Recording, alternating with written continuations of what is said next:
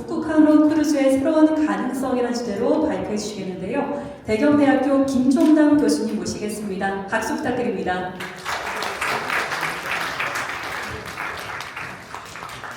네, 반갑습니다. 마지막 발표인데요, 세 번째. 좀 더 구체적인 얘기를 해보고자 합니다. 여길만한 북극항로 크루즈의 새로운 가능성, 이런 주제로 되어 있는데요. 일단 저는 현재 대경대학교 글로벌 호텔 크루즈과의 교수로 재직 중이고요. 대한민국의 크루즈와 관련된 학과는 여기 대경대학에 유일합니다. 16년째 이 학과가 개설이 돼서 지금까지 전 세계 유럽, 미주를 포함해서 크루즈 승무원적으로만 한 200~300명 이상을 해외로 취업을 시키고 있습니다.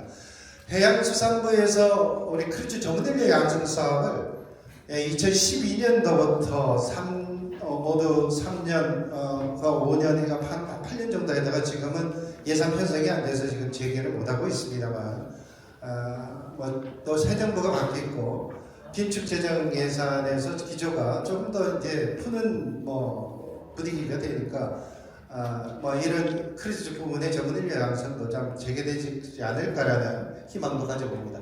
그래서 저는 주로 이제 크루즈와 관련된 연구들을 해왔고요. 전국의 지자체, 중앙정부 포함해서 크루즈와 관련된 연구 영역은 거의 10여 건 이상을 전문적으로 좀 해오고 있습니다. 포항과 경북과 관련된 부분에서도 크루즈 세미나를 저희가 계속 좀 했고요. 그 다음 지금 현재 이 북극항로와 관련된 크루즈 시범사업, 얼마 전에 9월달쯤에 제가 현대해양에 칼럼을 기고를 했는데, 이때는 그 부분이었습니다. 이 북극항로와 관련된 정부의 정책이 여러분 아시다시피 지금 현 정부 들어서는 국정공약으로까지 북극항로에 대한 부분이 들어가 있죠. 근데 이 얘기를 합니다. 북극항로 상업화 과연 언제 시작이 될까라고 했을 때 전문가들에게 다시 한번 우리가 얘기해보면 향후 10년, 15년 그 정도는 기다려야 되지 않을까라고 얘기를 합니다. 그러면은 정부가 몇 번, 한 두세 번 또 바뀌면은 북극항로 지금 떠들고 있는 이 정책들이 과연 얼마만큼 힘을 가지고 추진되고 있을까?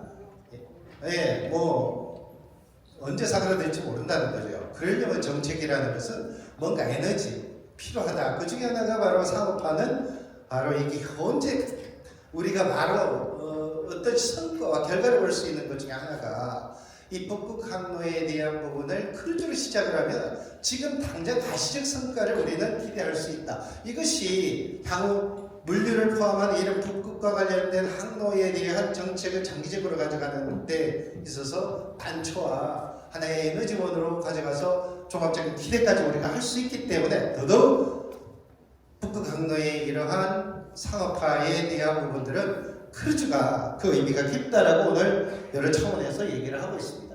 앞서 이 부분은 북극항로에 대한 부분은 우리 첫 번째 발표에서도 잘 의미했기 때문에 패스하고요. 북극항로에 대한 시범 문항은 우리 손차관님에 계십니다만은 당시에 기사도 그렇게 나와 있습니다. 2013년도에 현대글로비스가 스웨덴의 스테나라인 임차해가지고 러시아에서 출항해서 지금 시범 운항을 해서 세빙선을 앞세우고 여수에 들어왔을 때 손차관님이 그때 직접 나와가서 그 자리에 계신 것까지 나왔습니다만은 그 이후로 기사에서는 한 5차례 이상 계속적인 시도를 했다고 하는데 아마 실질적으로 운영이 되지 않은 걸로 확인되고 있습니다. 이후로는. 자, 그런데 이런 북극항로는 여기에 참고로 잠깐 제가 보시면은 폴라 클래스라고 해서 아이스 클래스라고 합니다. 북극항로는 말씀드리다시피 바다의 유빙이 두꺼운 얼음이 떠다니기 때문에 선체가 신바디가 두꺼우지 않고 얇으면 선체가 부딪히면 깨지고 침몰할 수가 있겠죠. 그래서 그 급을 아이스 클래스로 해가지고 지금 여기에 보시면은 아이아스 등급부터 시작을 해서 지역별로 쭉 해놨습니다만 우리가 기존에 여기 보면 크루즈 같은 경우 PC6하고 제가 노랗게 미리 표기를 해놨습니다. PC7급 지금 현재 전 세계 크루즈 중에서 여러분들 가장 울트라 럭셔리 클래스입니다. 럭셔리 중에서도 울트라급입니다. 겁니다. 세상에 가장 비싼 클래스들, 아까 북극해 뭐 1,000만원, 3,000만원 이렇게 하잖아요. 왜 비싼가? 일단은 여러 가지 측면이 있지만은 운항 기간도 길지만은요. 기간 길면 당연히 동에 올라가겠지만은 선박들 자체가 여러분이 아시는 이런 대형 20만 톤 뭐 이런 10만 톤 이상의 초대형급이 아니라 보통은 이런 북극의 탐험 크루즈로 가는 거는 2만 톤급 내외의 좀 소규모 선박들을 그것도 아주 클래스 컨디션이 좋은 서비스 상태나 뭐 모든 여건이 좋은 그런 럭셔리 클래스들을 운영을 주로 많이 또 합니다. 물론 좀 저렴화된 상품, 아까 제가 알래스카 크루즈나 이런 거는 뭐 한 우리 캐나다나 이쪽에 출발하는 거 200~300만 원짜리 저렴한 것들도 있습니다만 비싼 거는 아까 3,000만 원짜리 이런 거는 그런 울트라 럭셔리급, 예를 들어 시본 크루즈의 뭐 벤처 뭐 이런 선박들, 이런 선박들이 말씀드린 한 2만 톤 내외의 선박들이고 그런 것들이 바로 PC6급입니다. PC6급은 보통 이 육안으로 보이는 이 얼음들을 깨부시면서도 나갈 수 있는 정도의 클래스를 가지고 있는 것이라고 보시면 되고요.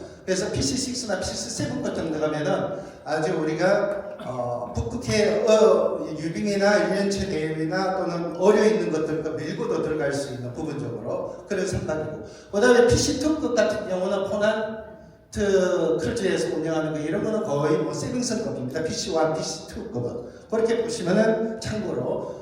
그래서 우리 바다에 나중에 북극해가 가려면은 PC6급까지는 없어도 제가 뒤에 말씀을 드립니다만 캄차카까지는 거의 뭐 일반 크루즈 6월에서 9월달까지는 이런 PC6급도 필요 없이 PC 뭐 여름철 같은 경우는 일반선을 가지고도 운항이 가능한 상태입니다 현재. 근데 이런 북극해 크루즈는 앞에서도 말씀을 첫 번째 기조 발표에서 손차관님 말씀하셨습니다만은 이 북극해 바다와 관련된 운항과 관련돼서는 우리가 북극 이사회 이 부분도 말씀을 하셨습니다만 우리나라에서는 지금 현재 업소로 자격으로 향후에 이 부분에 대해서 많은 국가적 차원의 활동들이 필요로 하죠. 자, 그런데 이 북극해 크루즈는 여러분 아시다시피 러시아의 바다를 가지고 있습니다. 러시아가 이게 지역권을 가지고 있죠. 그러다 보니까 러시아의 정책과 상황들을 아주 면밀하게 봐야만 합니다. 그래서 먼저 첫 번째 러시아의 정책과 방향이 어디를 가는가? 러시아의 현재 정책과 방향은 신동방 정책, Turn to the East라고 해서 기존에 여러분 아시다시피 러시아는 유럽에서부터 극동지역까지 특히 유럽을 중심으로 한 모든 외교와 안보와 경제 중심이 형성이 되어 있었죠. 그러나 이제 과거 그 정책이 동양으로 턴했다는 거죠. Turn to the East. 그게 바로 신동방 정책입니다.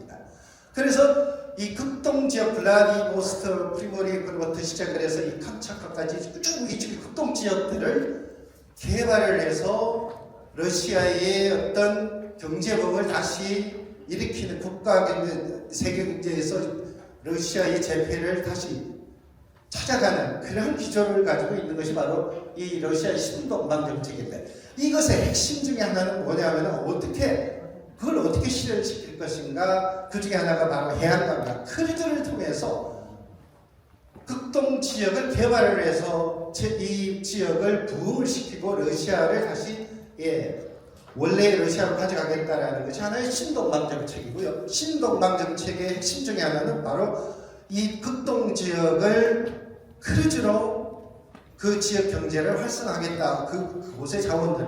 그러한 차원에서 이것이 아주 중요하다고 볼 수 있고요. 그리고 러시아의 국가경제법이라고 있습니다. 16조가 있는데요. 지금 여기에 보면은 16조 604FJ 23년 10월 19일날 이 법안이 발의되는데, 이 법안은 뭐냐면은 국가경제법에서 이 조항은 바로 관광 크루즈와 관련된 특례 조항이 신설됐다는 겁니다. 이 특례 조항은 뭐냐면 기존에 러시아의 바다를 주와 주 사이를 운항을 하려면 전부 사전에 허가를 특해야 이게 크루즈가 운항을 할 수가 있는데, 이 특례 조항을 만들면서 어떻게 되냐, 여기에 보면은 투어 오퍼레이터가 출항 72시간 전까지 국가경제기관에 선박 항로 승객 승무원 정보가 담긴 통보서를 제출해야 하고 상륙은 별도의 허가하여 허용하는데, 사전 허가만 받으면은 이 부분을 쉽게 이제 크루즈 선이 운항할 수 있도록 법안을 바꾼 거예요. 그래서 이 부분은 러시아가 이 크루즈 산업에 대해서 얼마만큼의 신경과 모든 정책이 이쪽으로 옮아져 있는지, 그리고 우리가 가려고 하는 북극해 항해 크루즈가 가능한지에 대한 기조하고 일치하는가. 우리가 아무리 가려 해도 러시아가 이쪽에 관심이 없거나 이 합치됨이 없으면은 진행하기가 어렵지 않겠습니까? 그런 점에서 상당히 중요하다. 그리고 러시아의 동방면 정책이라고 해서 지금 현재 이 극동 지역의 모든 부분은 바로 이 러시아의 동방면 정책에 의해서 우리가 북극해 항로를 가려고 했을 때 동북아지역에 우리가 블라디보스토크, 살린부터 시작해서 캄차크까지의 이런 항구들이 충분히 인프라가 개설되어 있는가라는 부분들은 러시아는 이미 이 동방면 정책에 의해서 기존의 항만, 인프라, 해양 관광에 대한 부분들을 전부 정비를 했다는 겁니다.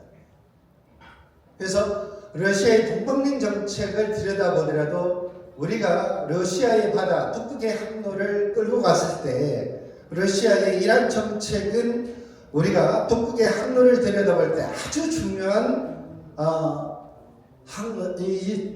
환경적 요소들이다라고 말씀을 드릴 수가 있고요. 그래서 우리가 보통 이게 북극 항로 하면은 지금 여기 보면은 아까 알래스카 놈부터 시작을 했어요. 알래스카 놈부터 저기 캄차카로 해서 쭉 밑으로 해서 이제 살린에서 북태도까지 넘어오는 지금 이 코스 한번 보시겠습니까? 여기 보면 여기가 알래스카에서부터 이 캄차카까지 그 다음에 지금 이제 이 부분의 노선은 여러분들 기존에 2017년 18년도에 보면은 이 항로로 넘어온 북극해 크루즈가 1년에 캄차카 쪽까지만 해더라도 7, 8회 이상 입항한 것이 보고가 되고 있습니다. 그리고 최신에 제가 자료들을 좀 찾아보니까요, 2026년에 러시아 파이스트에서 크루즈 투어리즘이 지금 보시면 지금 캄차카, 사할린, 프리모리에, 블라디보스톡이죠. 예, 뉴 핫스팟이 되고 있다 해서 여기에 보면은 제가 아예 번역기를 돌려서 돌려봤습니다만은 여기에 보면은 기존 항만들이 전부 아까 말씀드린 동방면 정책에 의해서 세 단장을 다 했다는 겁니다. 상당 부분. 물론 정도의 차이는 있으나. 자, 그러면 이 블라디보스톡 항만을 잠깐 보시겠습니까? 지금 이제 이 블라디보스톡은 기존에 이게 오늘 토론으로 코스타 크루즈에 유명진 찾아왔습니다만은 우리 코스타 크루즈가 과거에 여러 차례 지금 블라디보스톡은 포항에서도 출발해서 시장님하고도 저도 같이 갔다도 왔었죠. 선상에서 우리 세미나도 했습니다만. 그래서 지금 블라디보스톡 같은 경우는 대형 크루즈까지 접근할 수 있는 시설들을 다 갖추고 있고요. 이미 많이 다녀오고 기본 세팅이 되어 있는 항구입니다. 다음에 살린 지역까지 가면은요. 살린 지역은 코르사코프항이 여러분들 이제 중소형선 또는 대형선 정박 또는 텐더, 지금 이제 정박하고 텐더 한다. 텐더라는 말은 큰 배가 항만에 발을 못 댔을 경우에 수심이 안 돼 있거나 항만 포트가 제대로 준비가 안 됐을 때 바다에 먼 바다에 띄워놓고 소형선으로 손님을 실어서 육지까지 나르는 게 그게 텐더랙이라고 합니다. 그래서 항만 여건이 여의치 않을 때는 그렇게 또 접안을 해서 관광을 진행을 하는 것이 바로 크루즈인데요. 그래서 살린 지역 같은 경우는 지금 현재 제가 확인한 바로는 대형선까지는 어렵고요. 소형선 한 2만 톤급대에서 한 5만 톤급 이하까지는 무리가 없는 상황으로 보고 있습니다. 그다음 페트로파브리스키 캄차카항입니다. 지금 여기 항은요, 제가 여기에 좀 근거들을 2017년도 5월달에 그로스 토네이지 9만 톤짜리입니다. 셀러브리티 크루즈의 밀레니엄호가 페트로파브리스키 입항해서 이게 발 붙여서 전방을 한 자료들을 좀 찾아냈고요. 그 다음에 지금 제펜 크루즈의 퍼시픽 비너스 26,000톤, 지금 이제 이 배가 2015년도 6월달에 입항했는데 이게 지금 이제 우리나라에 들어와 있죠. 도이시핑에서 이 배를 지금 이제 사가지고 지금 이제 우리나라 기업이 운항을 하고 있습니다. 그래서 여기 2만 톤급인데 이 선박은 캄차카에 여러 번 입항한 자료들을 제가 확인을 했었습니다. 그래서 여러분들 지금 여기 보면 캄차카 페트로바스칸에 크루즈 입항한 이 자료들을 제가 보통 러시아는 정보가 상당히 여러분들 이 공개 자료들이 찾기가 힘들어서 주로 백업 자료들이나 뭐 SNS 관련 자료, 그다음 크루즈 선사가 홈페이지나 여러 가지 자료들을 좀 추적해서 들어간 입항 사실들을 주로 확인할 수밖에 없는, 그래서 소스를 그렇게 또 출처를 붙여놓고 있습니다. 지금 현재 보시면은 실버시 크루즈, 실버 히스토리 북극 항로 일정 크루즈 사례인데요. 자, 지금 현재 여기에 보시면은 지금 23년도 5월달에 보호교를 출발을 해서 보시는 것처럼 보호교를 출발을 해서 쭉 삿포로까지 해서 그다음 페트로파브스크 그다음에 쭉 해서 이게 알라스카까지 올라가는 이 항로의 일정들을 우리가 기존에 선사들의 북극의 항로의 주요 일정 중에 하나로 볼 수가 있고요. 그 다음에 NCL, 셀러브리티 같은 경우도 크루즈 상품 운영 사례가 이게 홈페이지에 들어가서 있으면은 이 항로를 운영하고 있다. 물론 지금 현재 문제는 바로 러시아 국제 제재 조치 때문에 잠정적인 중단이 되어 있다는 것이 지금 현 사태나, 이것이 기존 선사들이 이렇게 올려놓고 공개를 하고 있다는 것은 상품화 시켜서 판매를 하려고 했던 것은 지금 중단이 되어 있으나 충분히 검토가 끝나고 운항하고 그저 개발해서 진행하는 게 전혀 무리가 없다는 것을 반증하고 있기 때문에 제가 이걸 보여드리는 겁니다. 그 다음에 바이킹 크루즈의 밴쿠버 23일 항로도 마찬가지로 홈페이지에 보면 이 항로가 기존에 운항 검토를 단계를 거쳐서 운항했거나 또는 해당 자료였다라고 말씀을 드릴 수가 있고, 그래서 저는 여기에 보시면은 이거는 제가 그린 항로입니다. 포항에서 지금 보시면은 속초를 거쳐서요. 속초를 거쳐서 블라디보스토크를 거쳐서 그다음 유주노 사할린스크를 거쳐서 페트로파브스크 캄차카입니다.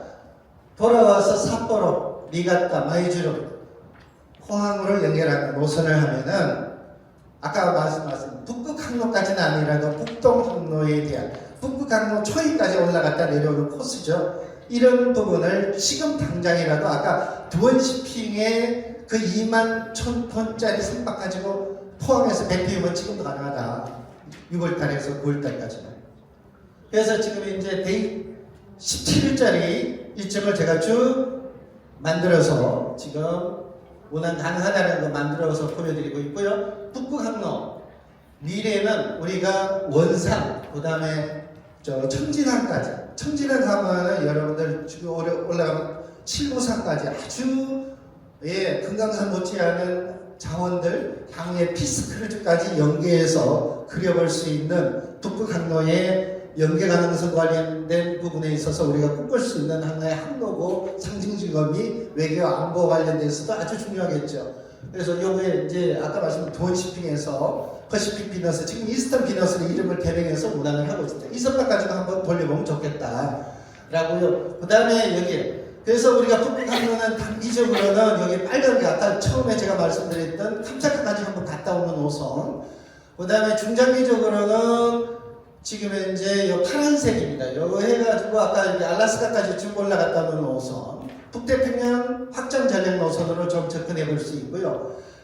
장기적으로는 우리가 남북, 일본, 러시아까지 종합적으로 순환하는 노선으로 운영하고, 궁극적으로는 평화, 피스 크루즈, 북한, 그 다음에 북극 항로 연계 전략 노선으로 단계적으로 이렇게 상품을 만들어서 운항을 한다라면 여러 가지 것을 기대할 수 있다. 특히 우리가 기존에 지금 정부의 정책은 북극 항로와 관련돼 가지고는 물류를 얘기합니다. 그런데 물류에다가 크루즈, 관광을 집어넣어서 하면은 당장 우리가 북극 항로의 상업화 조기에 실현할 수 있는 단초가 될 수 있고, 그리고 피스크루즈까지 연계하면은 외교까지, 그저 안보까지도 연결하는 기대를 할 수 있다. 그래서 여기에 과학까지, 그래서 저는 물류, 관광, 외교, 안보, 과학까지 집어넣어서 보는 북한 모델로 북극 항로에 대한 정책을 종합적인 차원에서 접근하는 것이 필요하다라고 말씀을 드릴 수 있고요. 자, 북극 크루즈 사업의 이러한 부분은 어떤 위험 요소가 있는가? 첫 번째, 국제 제재, 지정학 리스크는 특히 러시아가 지금 현재 제재를 받으면서 러시아 항로 지금 하는 데는 지금 현재 러시아 항로는 속초에서 운항을 하는 지금 이제 페리까지는 우리나라에서 아직까지 뜬지 않고 가고 있습니다만은 크루즈나 이런 것들은 닫혀 있습니다. 그래서 향후에 제가 아까 보여드린 항로 중에 하나는 러시아를 제외하고 위에서 알라스카까지 올라가는 노선, 기존의 바이킹이나 다른 데서도 운행하는 노선입니다. 러시아가 안 된다면 러시아를 제끼고 가는 노선도 북극 항로 노선으로 알라스카까지 얼마든지 연계할 수 있다. 물론 러시아가 전쟁이 끝나고 상이 되면 러시아를 안고 가야 되겠고, 그 러시아 안고 가는 그 부분에 있어서는 러시아가 이미 충분히 이 동방정책, 신동방정책에 의한 부분에서 국가적인 차원에서 이 지대한 관심사를 가지고 있는 것이 바로 크루즈 관광, 해양관광 부분입니다. 인프라 부족은요, 말씀드렸던 것처럼 러시아는 동방냉 정책에 대해서 이 극동지역의 항만 인프라들을 엄청나게 지금 많이 현대화시키고 있고 또 기존에도 시켰다. 그다음 계절성 6월에서 9월달까지는 얼음이 없습니다만은 그 위에는 세림선을 좀 가지고 아니면 아까 우리가 PC6급 정도의 선박이 있다라고 한다면 상시적으로 운영할 수 있는 여건을 갖출 수가 있다. 출입국 비자 문제는 러시아 이 비자 시스템이 중단, 재개 반복 뭐 이런 부분들이 있기 때문에 크루즈 전용 비자를 완화해서 협정을 체결해서 이 부분을 출입국 비자 문제를 좀 완화시키는 것이 필요하고요.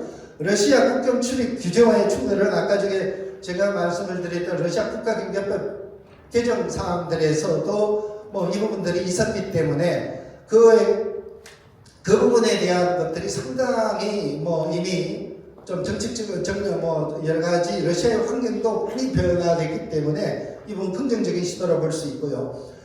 그리고 북극항로 크루즈 관련 법제도입니다. 앞에 이 부분은 우리가 윤경진 교수가 이 부분은 또 크루즈 관련 법제도에 대한 부분에서 여러 가지 차원에 이미 말씀을 했기 때문에 패스하겠습니다.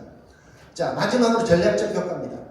이런 북극항로 크루즈 운영에 대한 전략적 효과는 말씀드린 것처럼 러시아의 전략과도 대한민국의 전략 100% 일치한다 이거구나. 러시아 앞에서 다 보여드렸지 않습니까? 러시아의 전략과 정책의 방향이 어디로 가고 있는지. 그래서 우리도 지금 이제 정부 들어서 북극항로에 대한 것들을 국정과제로 집어넣고 있는 것처럼 북극항로에 대한 부분들 뭐 충분히 이미 환경과 여러 가지 여건은 긍정적 시도로 볼 수 있습니다. 그래서 포항, 북극항로 테마 크루즈 모항으로 개발해서 좀 운영한다라고 한다면 여러 가지 의미를 충분히 기대할 수 있고, 그 다음에 북극항로 국정과제와 일치한다고 말씀을 드렸고, 저비용의 테스트 베드로서 물류에 대한 크루즈를 통해서 한다면 저비용으로 이미 시험운항을 크루즈를 통해서 증빙할 수도 있다. 그 다음에 동해 워터프론트 해양관광 산업화를 가속화하는 데에서도 크루즈가 상당한 역할을 할 수가 있고요. 북극항로와 더불어서 북태평양 5층계 베링해권 벨트를 선점하는 효과도 있고요. 그 다음에 크루즈를 통해서 지역균형, 산업다각화. 여러분 크루즈라는 것은 아시다시피 조선 해양장비, 식자재, 연료, 정비 이 각각의 공급망에 대한 국산 조달 유통망을 깔아가지고 제조 서비스 동시에 활성화하고 글로벌 임팩트로 크루즈가 다부분에 대한 공급망을 견인할 수도 있다. 그리고 국가 브랜드 재방문도 유도할 수 있다. 크루즈는 우리가 재방문율이 한 60% 이상이 되는 것이 특징이라고 합니다. 그래서 여기에서 크루즈를 타는 사람들이 포항을 보기 위해서 다시 올 수 있는 여건들을 충분히 공급할 수 있고요. 외교, 연구, 안전, 협력 촉진을 기대할 수 있다고 앞에 말씀을 드렸고, 그리고 우리 포항을 북극협력도시로 브랜딩하자. 북극협력도시 또는 북극선도도시로 포항을 브랜딩하고 우리가 이끌어가는 것이 필요하다. 그리고 러시아의 극동과 경제외교 완충지대를 확보하는데 여러 가지 또한 기대할 수 있는 측면들도 있고, 말씀드렸던 것처럼 우리가 해양관광 산업 강화 정책과 시너지 효과를 기대할 수 있는 측면이 있습니다. 그래서 시간 최대한 발표 시간 좀 당기기 위해서 급하게 핵심을 중심으로 북극항로의 가치에 대한 부분, 그리고 어떤 방향으로 우리가 접근해야 될 것인가라는 차원에서 전반적으로 말씀을 드렸습니다. 포항에 나아가야 될 길을 우리는 북극항로 바로 크루즈로 접근해보자라는 것이 저희가 드리는 하나의 메시지다. 그래서 특히 크루즈 관련돼서는 저희 4단번의 한국 크루즈 포럼이 우리 회장 맡고 계신 손재학 전 차관님께서 오늘 기조를 해주셨고요. 오늘 또 발표를 해준 분들이 전부 또 한국 크루즈 포럼에서 우리가 활동을 하고 계시는 교수님들이라서 오늘 이런 자리가 포항에서 마련해 주신 데 대해서 또 상당히 감사를 드리고 또 이 부분에 대한 많은 기대도 더불어 가지고 있습니다. 감사합니다. 네, 고맙습니다.